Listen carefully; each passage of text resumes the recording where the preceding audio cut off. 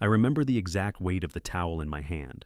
It was a Wednesday in November, nothing remarkable about the date, the weather, the quality of the light coming through the curtains.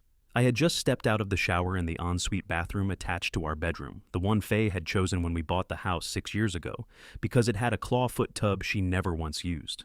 I toweled my hair, dropped the towel to the floor, and walked toward the wardrobe on the far side of the room. Faye was still in bed. She usually was at 7:15 on a Wednesday.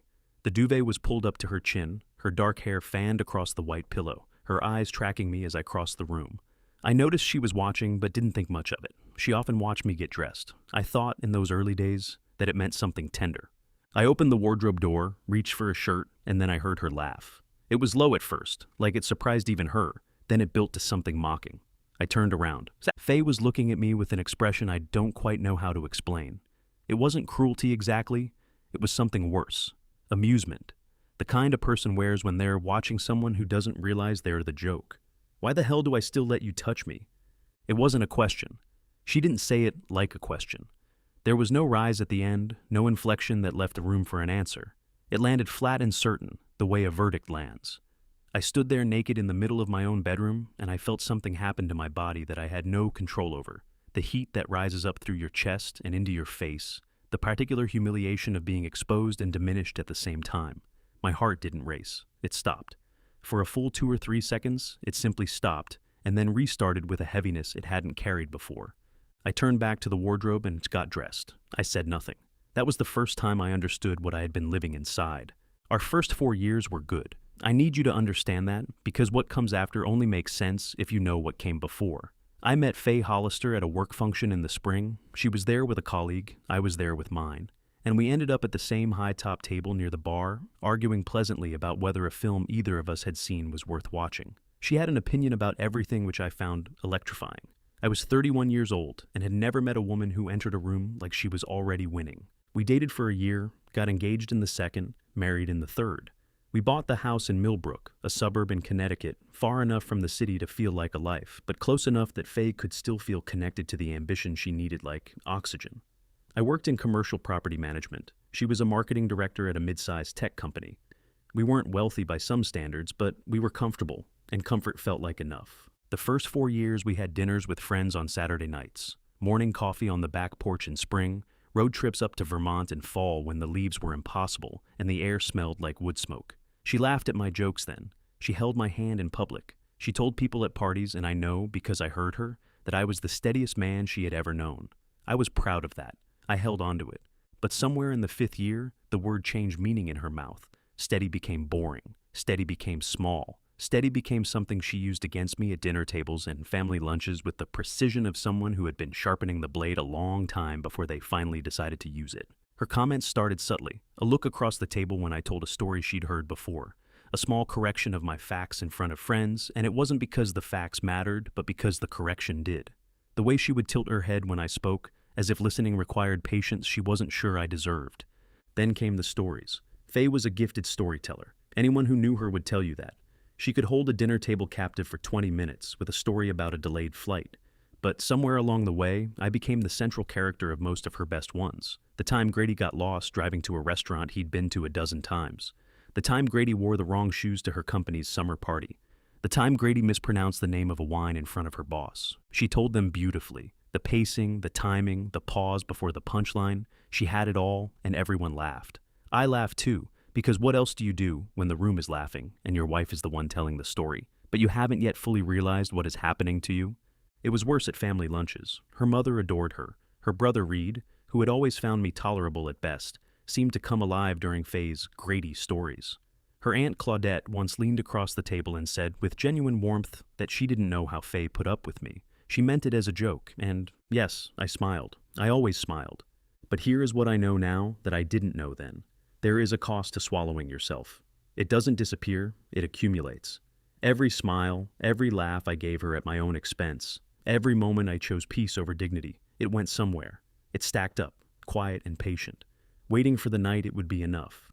The fight didn't begin at the table. It began before we left the house. It was Thanksgiving at the Hollisters, Faye's parents' home in Westport, about 40 minutes from ours.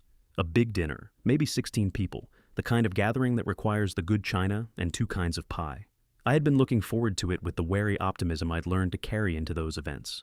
Maybe this one would be different. Maybe I'd hold myself together well enough that she wouldn't feel the need. I was putting on my jacket in the front hall when Faye appeared at the top of the stairs. She looked beautiful. She always looked beautiful. She came down slowly, adjusting one earring, and when she reached the bottom step, she looked at me with that same tilt of the head I'd come to dread. "Don't embarrass me tonight," she said. I looked at her. "What does that mean?" "It means what it means, Grady. Just sit and agree. Don't try to be clever. Don't correct people. Don't do the thing you do where you interrupt a story to add something nobody asked for." I stood in my own front hallway with my jacket half on and felt the familiar heat rise in my face. "I'll drive," I said, and I walked to the car. The dinner started pleasantly enough. There were cousins I liked, and Faye's father Don was a decent man who always talked to me about the Yankees with sincere interest. We found our seats, the food came out, the wine was poured. Then, somewhere between the appetizers and the main course, Faye began. It started with the story about the car park, a story I had heard her tell before. The time I spent 20 minutes looking for a parking spot at a mall last Christmas while she waited in the cold. It was funny, objectively. But she built it slowly, the way she always did, adding details I didn't remember, embellishing the duration, the temperature, my obliviousness. By the time she reached the punchline, the table was warm with laughter, and I was somewhere outside myself, watching from a distance. Reed said something. I've blocked out the exact words, but it was pointed, and Claudette laughed in that particular way she had. The laugh that said she agreed with whatever had just been implied. Faye smiled at me across the table. It was the same smile from our bedroom that morning, the one that said, "This is what you are." Something in me, something that had been swallowing itself for years, simply refused. I didn't raise my voice. I want you to know that. I didn't pound the table or throw anything, or cause a scene in the way that would have proven her point. I just spoke quietly and clearly from a place so deep inside me, it surprised even me to hear it arrive. "Faye," I said, "that's enough." The table went still. She looked at me with a kind of amused disbelief, as if a piece of furniture had suddenly cleared its throat. "Grady," I said, "enough. You've been telling stories at my expense for 2 years in front of anyone who will listen, and I'm asking you, no, I'm telling you to stop." What followed wasn't a conversation. It was a performance, and Faye was its director. She shifted her expression from amusement to hurt, from hurt to dignified restraint. She said, with the measured calmness of someone who had prepared for this, that she didn't know what I was talking about, that she was only sharing a funny memory, that she was embarrassed for me right now. Reed said, "Come on, man." Don looked at his plate, and just like that, the room tilted back toward her. I could feel it happening. The momentum of the table shifting, the way a group of people who love someone will unconsciously organize around protecting them. I tried to hold my ground for another minute, but she was better at this than I was. She always had been.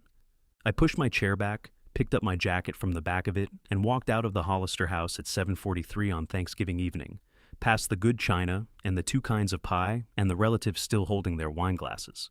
I got into my car and I drove. She came home at 1:30 in the morning. I heard the garage door then, her steps on the stairs. I lay on my side of the bed and didn't move. When I came down in the morning, she was at the kitchen island with a mug of coffee, her phone face down beside her, wearing the expression of someone who has decided how this conversation is going to go. I made myself a cup and stood on my side of the kitchen. Neither of us spoke. The silence lasted 4 minutes.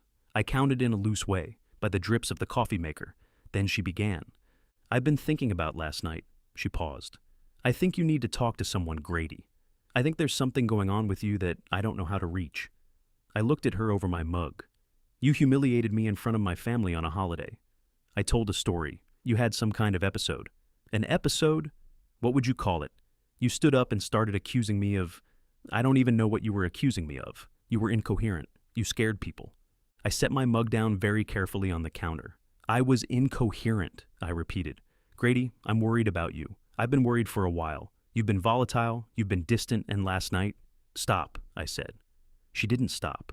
She continued calmly, methodically rearranging the events of the previous 4 years into a shape that made me the problem, that made my silence evidence of instability, and me, finally, evidence of worse. She was so fluent in it, so practiced.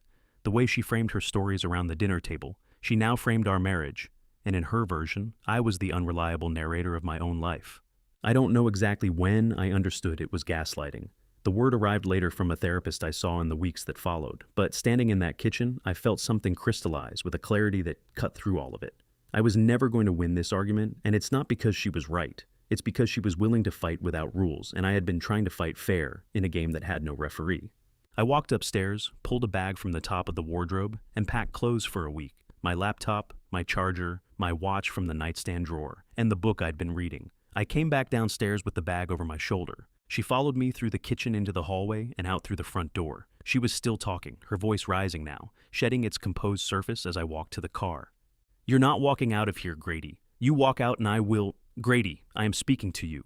This is exactly what I mean. This is the behavior I've been—" I put the bag in the boot, got in the car, and backed out of the driveway. In the rearview mirror, I could see her standing on the front step in her socks, still talking. The words didn't reach me. The glass between us had finally become permanent. She was certain I'd be back by the weekend. I know that now. She believed, with the confidence of someone who had always been able to call the shots, that I was simply cooling off, that I needed her, that I would fold. I checked into a motel on the edge of town. I sat on the edge of the bed, called my brother Kieran in Portland, and said, "I left." There was a long pause. Then Kieran said, "Good." I hadn't realized until that word how much I'd needed to hear it. I gave myself a week. I withdrew from social media, not that I was on it a lot. I made no calls to mutual friends and gave no commentary. I wasn't ready to explain myself to anyone, and I naively believed, it turns out, that Faye would extend me the same dignity. She didn't. On the third day, my phone began vibrating with texts from people I hadn't heard from in months. Neighbors, Faye's friend Miriam, who had always been vaguely kind to me.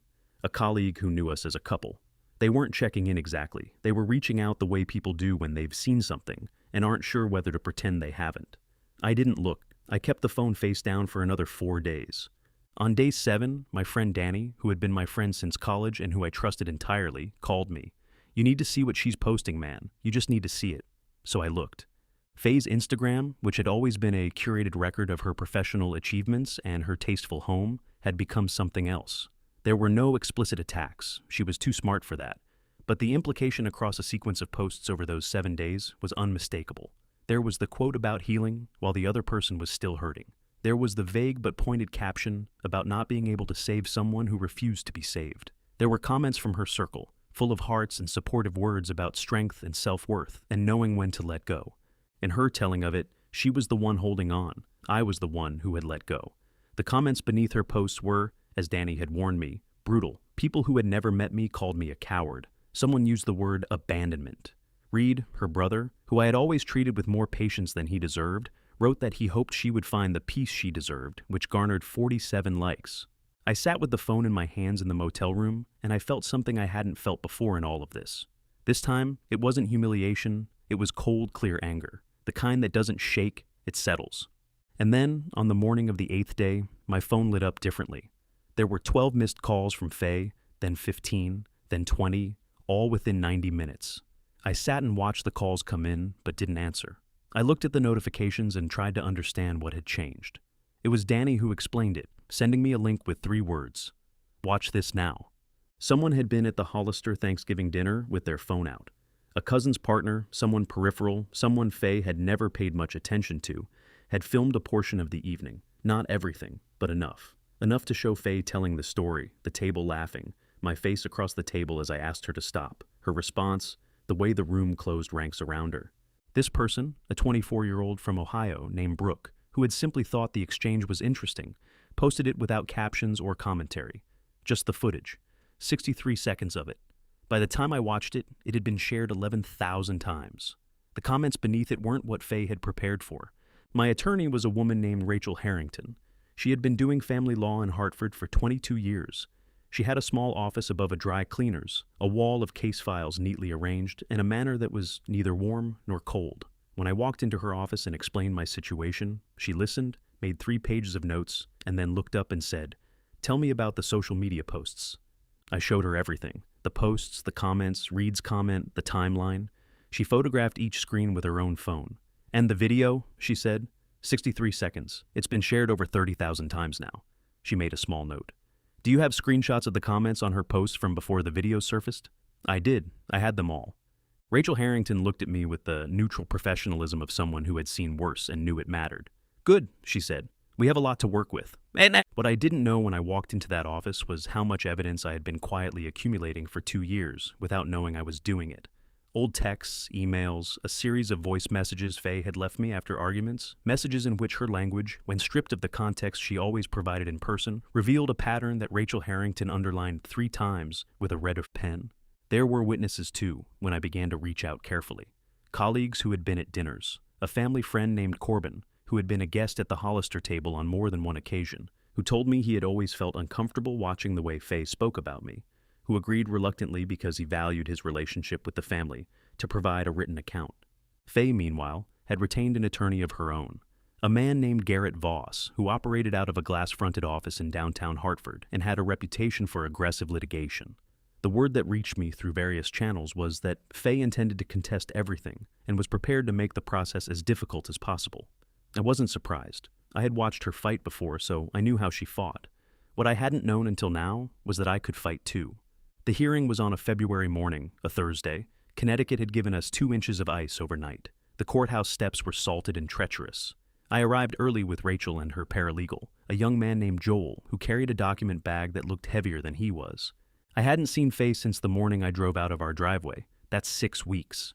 I'd thought about what it would be like the first time I saw her in a formal setting, across an aisle rather than across a kitchen counter.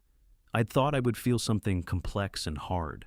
What I actually felt when she walked through the courtroom door with Garrett Voss and sat on the other side of the room was a profound and clarifying calm. She looked at me once. I held her gaze for a moment, then looked away. I didn't need to look at her. The courtroom itself was smaller than I'd expected. A functional room with fluorescent overhead lights and rows of wooden benches. A judge's bench at the front with a Connecticut state flag on one side and the American flag on the other. Judge Macy Carmody was 61 years old, according to the public record, and had been on the bench for 14 years. She wore no expression when she entered. I was grateful for that. The proceedings opened with the standard formalities: case number, parties present, nature of the action. I sat with my hands flat on the table and listened. Voss went first. He was polished, I'll give him that. He constructed a version of our marriage that was almost recognizable: a struggling couple, incompatible temperaments, a husband whose emotional volatility had made the home environment untenable. He used the word volatile 4 times in his opening. I watched Judge Carmody's pen move and tried to read her face, but I couldn't. She gave nothing away. Rachel Harrington rose when it was her turn. She was something else entirely. She showed no emotion, neither did she lean into the human drama of it. She simply presented. She submitted the social media evidence first: Faye's posts, the timeline, the comments. She noted the dates on which they had been made relative to the date of my departure, establishing that the public characterization of me as unstable and abandoning had been initiated and sustained by the opposing party before any legal process had begun. She submitted the voice messages next. The courtroom was very quiet when those played. Faye's voice, which I had once loved for its certainty, sounded different in that room. Stripped of its context, stripped of the table and the wine and the people who always softened its edges, it sounded like what it was. Voss objected twice. Both times, Judge Carmody overruled him with a brevity that suggested she had heard enough to form a view. Then came Corbin. He was nervous on the stand. Visibly, genuinely nervous in a way I hadn't anticipated. He had asked me when he agreed to this, whether it would damage his relationship with the Hollister family. I told him I couldn't promise him it wouldn't. He had come anyway. Corbin described 2 specific dinner events at which he had been present. He described what he had witnessed without embellishment. He said that he had felt, on multiple occasions, that the dynamic between Faye and Grady Arlington at social gatherings was one in which Grady was consistently positioned as lesser, as the butt of a joke that nobody was supposed to object to. Those were his exact words, and I watched Rachel write them down, even though they were already on record. Voss cross-examined Corbin aggressively. He questioned his motive for testifying, suggested bias, implied that his characterization was subjective. Corbin held up better than I expected. When Voss pressed him on whether he had personally witnessed Grady Arlington experience emotional distress, Corbin looked at him steadily and said, "Every time I saw him at that table, yes, and he never once made a scene about it," which I think says something. Judge Carmody didn't visibly react, but she wrote something down. The hardest part of the day came in the afternoon, when Faye took the stand. I had steeled myself for her. I had reminded myself all morning that she was gifted at this, at constructing a version of events that felt true even when it wasn't. I had told myself to sit still and breathe and let Rachel do her work. Faye was composed on direct examination. She answered Voss's questions with the measured, sorrowful clarity of a woman who had tried everything and found nothing left to try. She said she had been concerned about my mental health for some time. She said she had suggested therapy repeatedly. She said the incident at Thanksgiving had frightened her. Not because I had raised my voice, but because the look on my face had been somewhere she didn't recognize. It was beautifully done, I had to give her that. Rachel cross-examined her for 40 minutes. She began with the social media posts asking Faye, with precise and unhurried questions, to explain the intent behind each one. Faye characterized them as personal processing. Rachel asked whether she had considered how a public audience's response to those posts might affect her husband's reputation. Faye said she hadn't thought of it that way. Then Rachel played one of the voice messages. Not the most extreme one, just a middle one, Faye's voice from a Wednesday night 2 years ago, telling me in complete sentences that I was the least impressive person she had ever been close to, and that she stayed because she pitied me. The courtroom was silent in a way that courtrooms rarely are. Faye's composure held, but it held the way ice holds in late March, still there, but with a quality of effort that the room could see. Rachel asked, "Mrs. Arlington, you stated earlier that you had concerns about your husband's emotional volatility. In this recording, who would you say is displaying emotional volatility?" Voss objected. Judge Carmody allowed the question. Faye said, "I was having a difficult night." Rachel said, "Were you? How many difficult nights produced recordings like this one?" "We had 7 more. They were all submitted." By the time Judge Carmody adjourned for the day, Faye was looking at the table in front of her and not at anything else. Her brother Reed, who had come to sit in the gallery, who had written the comment about her deserving peace, was no longer in the room. "I don't know when he left." Rachel gathered her files without celebration. Joel zipped up the document bag. I sat for an extra moment in that fluorescent-lit room and breathed the still air of it. I wasn't happy. I'm being very honest. There was no triumph in me. What I felt was something sadder and more permanent than triumph. The sensation of finally being on the right side of the glass I'd been pressed against for years. People talk about revenge like it's a destination. Like there's a point at which you cross a line and everything straightens out and you can breathe again. It doesn't work that way. I won the divorce. The financial settlement was fair. It favored me in ways that reflected the documented years of an unequal dynamic. Faye's attempt to characterize me as emotionally unstable collapsed under the weight of evidence that told a different story. I got to keep the house, which I promptly sold because I didn't want the house. But here is what I also got. I got 6 months of insomnia. Nights where the anger which had felt so clean and necessary in the courtroom turned on me in the dark and asked what the point of all of it had been. I got a period where I replayed the Thanksgiving dinner, not with righteousness, but with doubt. Should I have done it differently? Should I have left quieter? Should I have tried one more time to make her understand? I got the grief because no matter what a marriage becomes, it was something first. It was the clawfoot tub she never used, and the road trips to Vermont, and the woman who once told a party full of strangers that I was the steadiest man she'd ever known. Losing that, even losing the ruined version of it, is still a loss. Nobody tells you that the end of an unhappy marriage is still an ending. An ending still hurt. I got the loneliness, the kind that arrives because the person who was supposed to be your person turned out to be the source of your wound, and now you have to rebuild what that word even means. I got Kieran's voice on the phone saying, "Good," and Danny sending me that link, and Corbin on the witness stand, holding his ground because it was right, and Rachel Harrington laying out the evidence with a precision that left no room for revision. I got the truth out loud in a room with a judge, in front of everyone who had once laughed at the wrong thing. Was it worth it? I've asked myself that question more than I can count. And here's what I've come to. The revenge was never the point. The point was the morning I stopped smiling, the moment in the Hollister dining room when I decided that my dignity was worth more than the piece of that table. The point was the bag I packed, the car I got into, and the rearview mirror. You don't get justice by staying. You don't heal by absorbing. And you cannot rebuild on a foundation that was never solid to begin with. I am 40 years old now. I live in a rented apartment in Providence, Rhode Island, with a view of a street I like and a coffee maker that works. I'm not healed exactly, but I'm honest with myself, in a way that I wasn't for a very long time. That morning in the bedroom, the towel, the laugh, the words that stopped my heart, I have replayed it 10,000 times. I replayed it with shame for a long while. Now I replay it differently. Now it's the moment I see myself clearly for the first time, and not as the man she made me, but as the man I already was, who had been waiting for me to remember. Grady's story isn't unique. The details are his. The name, the town, the clawfoot tub, the 63 seconds of video. But the experience of being slowly diminished by the person who was supposed to see you most clearly, of swallowing yourself in the name of keeping the peace, of finally reaching the place where you simply cannot anymore, that belongs to more people than we ever talk about. If you've been Grady at that table, remember, the moment you ask someone to stop, you are not the problem. The moment you pack the bag, you are not the one who abandoned anything.